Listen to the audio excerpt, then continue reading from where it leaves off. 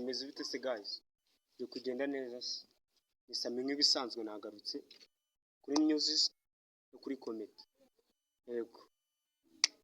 Go on YouTube urebe video zanjye ubundi ukande subscribe ukande na like kandi ukomeze ukande na comment, wandike na comment niba ubona araho bigiye neza, wandike comment nibyishimira ukande like kandi na subscribe, hangize utanga n'igitekerezo muri comment.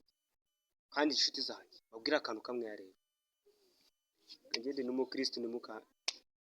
n'umukristo mugende bafite Bibiliya musome muri Yeremiya 13 umurongo wa mbere kugeza kwa 13.